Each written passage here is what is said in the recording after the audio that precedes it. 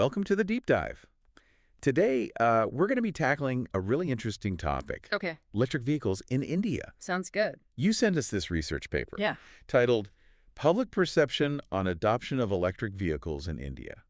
Right. So clearly, you're as intrigued as we are Yeah. by the potential of EVs Well, absolutely. in a rapidly growing market like India. Yeah, sure. And I think this is going to be a really interesting one to dive into. It is. Because we often hear about, the technological advancements that are driving the EV revolution.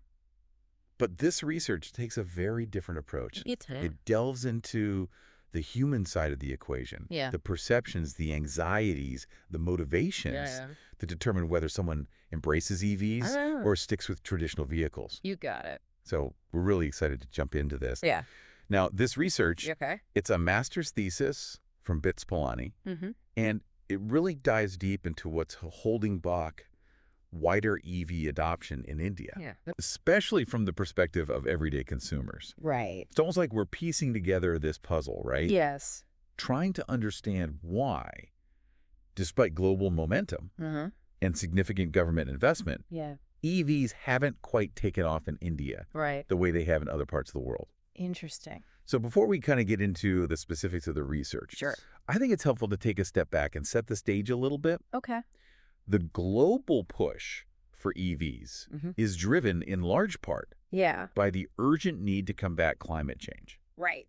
The Paris Climate Agreement, a landmark international accord, aims to significantly reduce greenhouse gas emissions. That's right. And the transportation sector is a major contributor to those emissions. Absolutely. So the goal is for electric vehicles to represent a significant portion of new car sales globally by 2030. By 2030, that's right. And we're seeing incredible progress in places like China and Europe where EV adoption rates are skyrocketing. It's very exciting. But then we look at India, a country with massive potential for EV growth. And the picture is quite different. Yeah, the contrast is striking.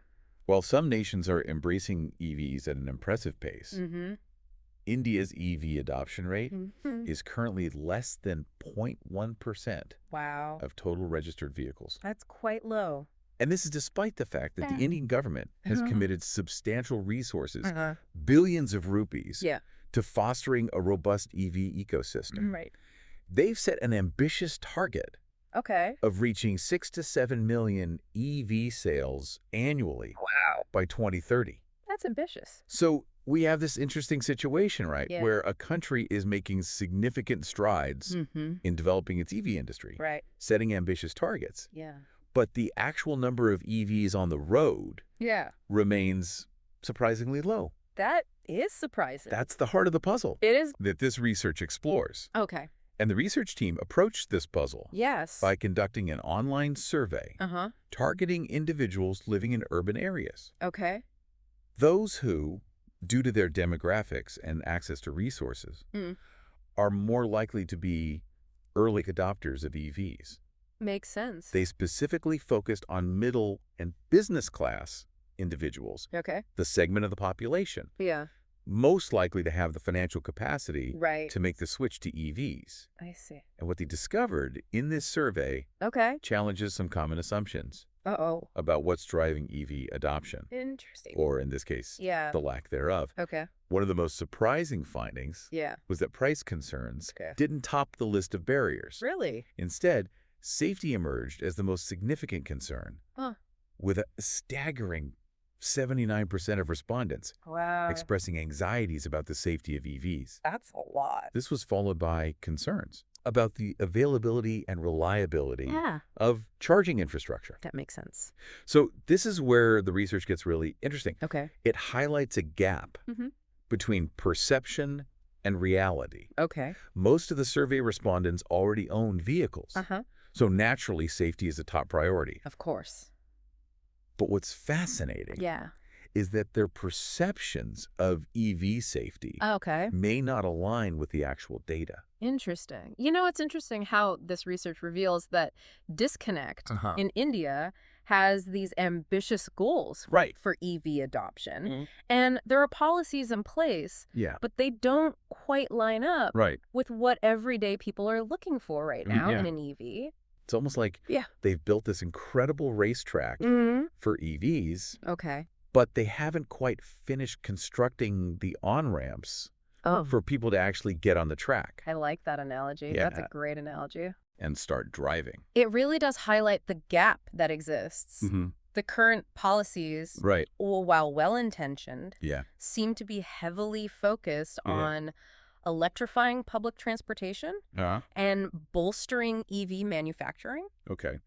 Take the FAME 2 scheme, for instance. Right. A program with a massive budget of 10,000 crores. Wow. A large chunk of that funding is directed towards incentivizing the production of electric buses and commercial vehicles.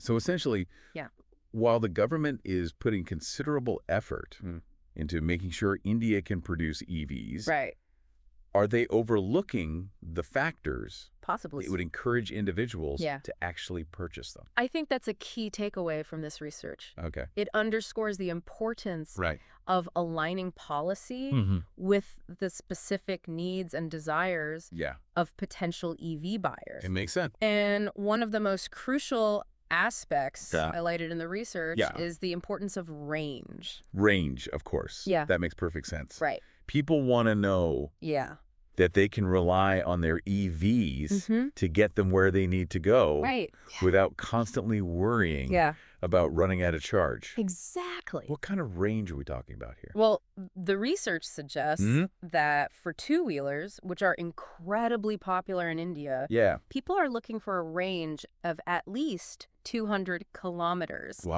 on a single charge. Okay. For four-wheelers, that expectation jumps to around 350 kilometers. That seems reasonable. Yeah. Given the distances people travel in India. It does. Interestingly, the research also found that car size wasn't as much of a priority as one might assume. That finding surprised me as well. Yeah. While some might think that consumers would prioritize larger, more spacious EVs, the research indicated that financial considerations like the cost of warranties and battery replacements were far more important to them than the physical dimensions of the vehicle. So it suggests that potential EV buyers in India are approaching this decision with a long-term perspective. It seems so. Considering the total cost of ownership rather than simply being swayed by aesthetics or status symbols. They're not just jumping on the EV bandwagon. Exactly. They're carefully evaluating the practical aspects of EV ownership and seeking assurance that their investment will be worthwhile over time. And this emphasis on practicality extends to their desire for comprehensive after-sales support, reliable warranties, and proven battery performance factors that are often overlooked. In the hype surrounding EVs. It's as if they're saying, look, I'm intrigued by the idea of an EV. But I need to be confident that I won't be left stranded on the side of the road with a dead battery and no one to turn to for help. Exactly. Reliability and peace of mind are clearly paramount. Absolutely. And I think this emphasis on the practical aspects of EV ownership highlights where some of the current policies might be falling short. Okay. It's possible. It is possible. That the government's focus on the long game, on building manufacturing capacity, and establishing a widespread charging network, hasn't fully addressed the immediate concerns of those early adopters who are ready to make the switch to EVs today. Yeah, it seems there's a bit of a chicken and egg situation here.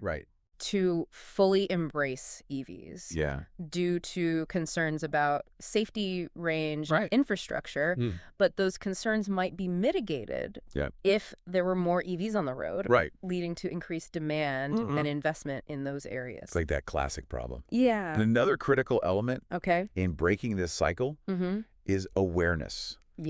Are current government campaigns Good question. Effectively communicating Right. the benefits of EVs and dispelling the myths and anxieties surrounding them? I'm curious about that as well. Yeah. The research did touch on the role of awareness campaigns, didn't it? It did. It did. What were their findings in that area? Well, they highlighted that the budget allocated for EV awareness campaigns is disproportionately small compared to the overall investment in the EV sector. Wow. This suggests that public education about EVs, which is crucial for addressing those misconceptions and anxieties, might be receiving insufficient attention and resources. So it appears that a combination of factors is contributing to this slow uptake of EVs in India. Yeah. A mismatch between consumer desires and policy focus. A lack of truly desirable EV models in the market, and perhaps insufficient efforts to educate the public and address their concerns. But the research doesn't simply present the problem. Right. It also offers some potential solutions. That's one of the things I appreciate about this research. It goes beyond identifying the barriers to EV adoption and delves into actionable recommendations for how to accelerate the transition to electric mobility in India. This is where things start to get really interesting. It is. What are some of the key recommendations that emerged from the research? What steps can India take to get its EV revolution rolling? Well, one of the most prominent recommendations is the need for EV models that genuinely excite consumers. Give the people what they want, right? Exactly. Style, substance, and that wow factor.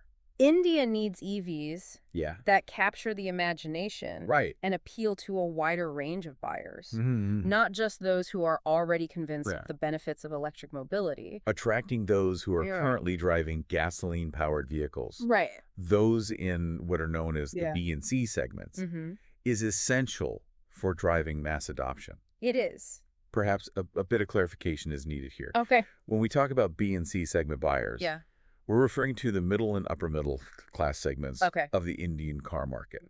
Those who represent a significant portion of car buyers and have the financial means to transition to EVs. That's a helpful clarification. And appealing to those segments requires more than just aesthetically pleasing vehicles. It also necessitates a supportive ecosystem that addresses those financial anxieties we discussed earlier. So what kind of financial incentives could make a real difference? What could tip the scales and encourage those hesitant buyers to make the leap to EVs? Well, tax breaks are often cited as an effective way to make EVs more affordable up front, which could be a game changer for many potential buyers, making financing more accessible, perhaps through lower interest rates on EV loans, could also significantly impact adoption rates. Those are excellent points. Reducing the financial burden associated with purchasing an EV would certainly make them a more attractive proposition. And let's not forget about insurance. Oh, right, Offering reduced insurance premiums for EVs, or even incorporating battery coverage into standard policies could further alleviate financial concerns and attract a wider range of buyers. It's all about creating a comprehensive package that makes EVs a more appealing and practical choice than traditional gasoline-powered vehicles. Of course, we can't talk about EVs without addressing the elephant in the room, charging infrastructure. Absolutely. And this is where the research puts forth a particularly intriguing suggestion. A subscription-based charging model. Now that sounds interesting. Tell me more about how this subscription-based model would work. Imagine this. Okay. You pay a monthly fee, and in return, you have unlimited access to a nationwide network of charging stations. It's similar to how we subscribe to mobile phone plans for data and call minutes, but in this case, it's for EV charging. I see the appeal. Right. Such a model could potentially eliminate range anxiety, especially for those who frequently travel long distances. Exactly. It provides a sense of security and convenience, knowing that you can readily access charging facilities wherever you go. It sounds like a win-win situation. It does. Consumers gain peace of mind and freedom of movement, and private companies have an incentive to invest in building and maintaining Right. a robust and reliable charging infrastructure. Precisely. It creates a mutually beneficial system It does. that could accelerate the adoption of EVs and address one of the most significant barriers that consumers currently face. But what about those who are primarily concerned with the logistics and costs of home charging? Okay. Is there a solution that caters to their needs as well? Well, Yeah. the research suggests that incentivizing home charging, particularly by linking it to the growing adoption of solar energy, Oh, interesting. could be a game changer. That's a brilliant idea. It addresses multiple concerns simultaneously. It does. It provides a convenient and cost-effective way for people to charge their EVs at home while also promoting the use of renewable energy sources, aligning with India's broader sustainability goals. It's a forward-thinking approach that tackles both range anxiety and the need for cleaner energy solutions. So we've got exciting new EV models that capture the imagination, financial incentives that make EVs more accessible, a robust charging network that eliminates range anxiety, and the integration of home charging with solar energy for a sustainable and convenient charging experience. Okay. What's missing from this EV utopia? One final but crucial piece of the puzzle. Yeah. A robust and reliable after-sales support system. That makes sense. Right. Building trust in EVs requires knowing that you'll have expert assistance if something goes wrong. Exactly. A comprehensive network of service centers staffed with technicians who have received specialized training in EV technology is essential for establishing confidence in EV ownership. And perhaps equally important is ensuring that consumers have access to reliable and timely battery maintenance and replacement services. Absolutely. Addressing the longevity and reliability of batteries is crucial for alleviating those anxieties surrounding long-term ownership costs. So we've covered a lot of ground here. We have. From the global EV landscape to the specific challenges and opportunities facing India. Right. And we've explored some potential solutions for accelerating EV adoption in the country. We've been busy. We have. What would you say is the most important takeaway for our listener? The individual who sparked this deep dive by sending us this fascinating research paper. I think the key takeaway is this. Okay. India has all the ingredients necessary to become a global leader in the EV revolution. They do. The potential is immense. It is. But realizing that potential requires a concerted effort to understand and address the needs and concerns of everyday consumers. A shift in focus from the macro to the micro, from building the infrastructure to nurturing the desire. And it seems that desire is certainly there. It is there. Simmering beneath the surface, waiting to be ignited. Exactly. And that's what makes this conversation so compelling. It is. We're witnessing the early stages of a transformative shift in mobility. And the choices India makes today will shape the future of transportation for generations to come. That's right. So we've spent this deep dive unpacking this research that you sent in about how people in India view electric vehicles. It's been really interesting. We've talked about everything. We have. From consumer perceptions to government policies, and even the need for that wow factor to really get people excited about EVs. Important. But I think now's a good time to kind of zoom out a bit and think bigger picture. I like that. Where does India fit into the global EV landscape? It's fascinating to consider that, right? They have this incredible opportunity. Yeah, they do. To not just participate in this revolution, but to potentially lead it. They could. They have the manufacturing prowess. They do. A rapidly growing need for transportation solutions and a strong commitment to transitioning to cleaner energy sources. Absolutely. So it seems like they have all the pieces of the puzzle. They do. But figuring out how to assemble those pieces into a cohesive and successful strategy, that's the key. Exactly. And I think these insights that we've gleaned from this research can really serve as a roadmap. It can. For that process. Absolutely. By prioritizing the needs and addressing the anxieties of consumers.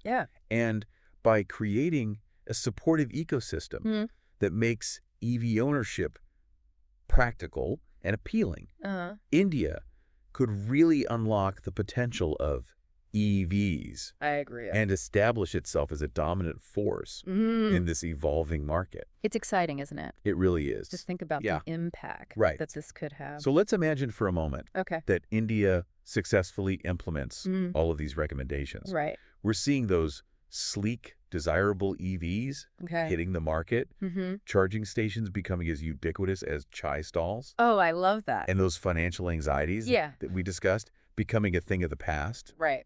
What kind of impact could this have? Well, I think not just for India, but for the world. The implications are significant.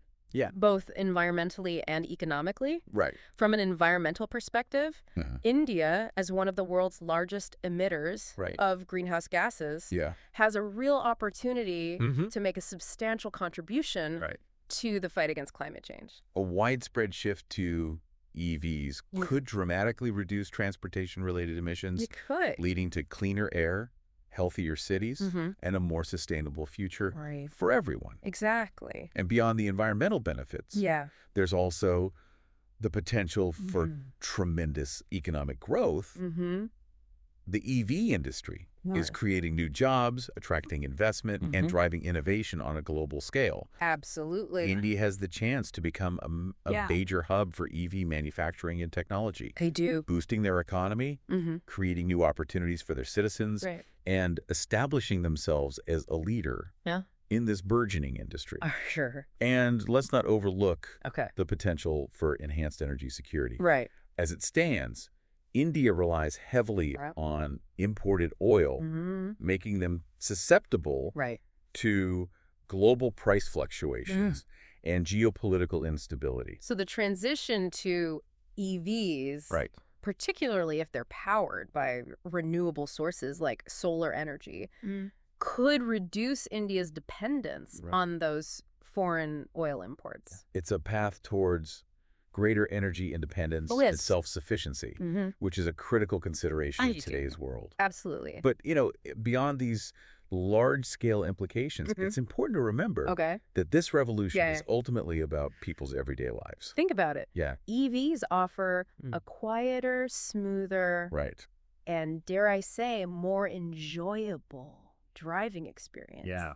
They can help reduce noise pollution, making cities more livable. Absolutely. And, you know, let's be honest, that instant torque you get with an electric motor, it's a thrill. It adds an element of fun to driving. It does. But as with any major technological shift, there will be challenges to overcome. Of course. No revolution comes without its hurdles. Right.